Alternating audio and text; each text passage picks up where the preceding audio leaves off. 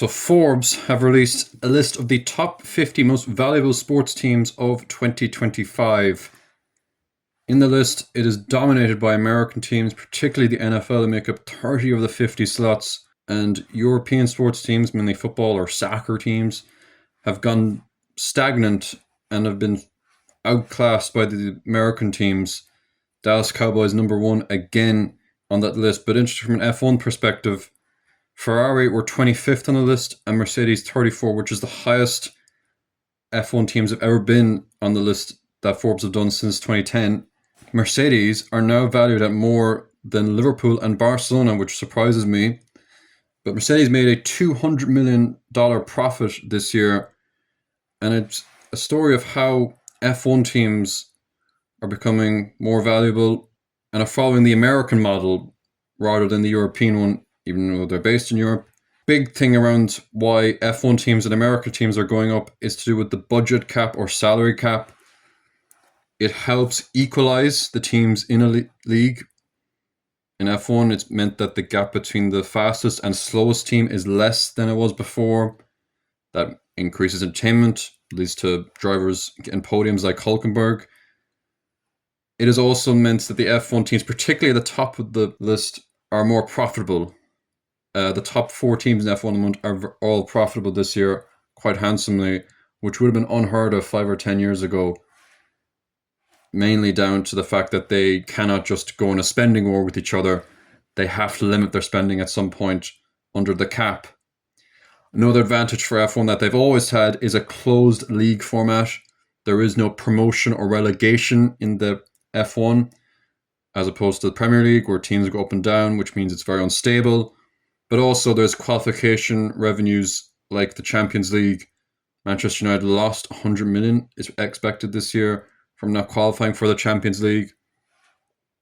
And that F1 doesn't have that instability, which is ultimately a big deal of valuation. It's really about profitability and stability, and F1 can provide a lot more of that compared to football leagues in Europe. All 10 F1 teams increased in value this year, and that is helped by the fact that they are all guaranteed a seat at the table at every Grand Prix. All 24 races will have all 10 teams at it, regardless of how they do in the last one, and all 20 drivers will be guaranteed throughout the season. Well, except for a Red Bull and Alpine driver. That can change race by race indeed. But why are sports going up in general? I mean, this is incredible. It's like 20% increase in a lot of the sports teams.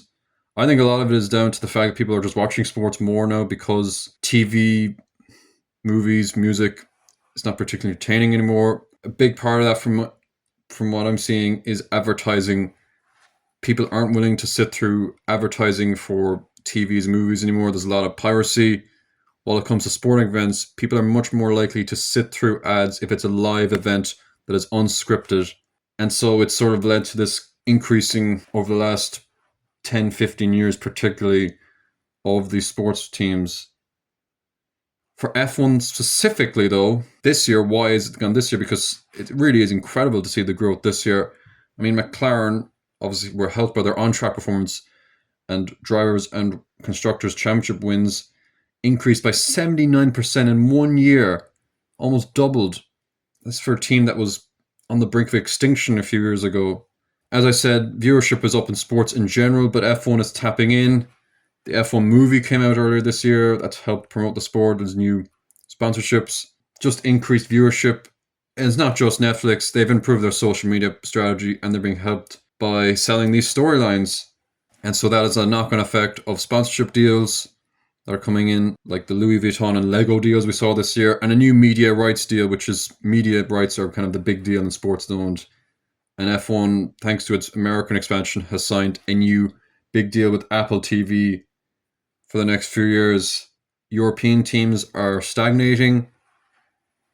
F1 teams are doing very well because they've adopted American model. They're owned by Americans, Liberty Media, or Liberty Media owns the sport. And we can all go to Christmas this year safely knowing that the rich men in charge of F1 have gotten a lot richer in the last 12 months. I'm sure that's going to be very comforting for everyone to know about. Most of them don't pay any tax. But it is interesting that F1 has adopted a very good business model. Whatever about ethics and entertainment and value, you could argue that European football has a more cultural value rather than just numbers. It's its cultural influence, and so the meritocracy of promotion and relegation is something better than just valuations. But just from a business point of view, it's been a really good year for F1.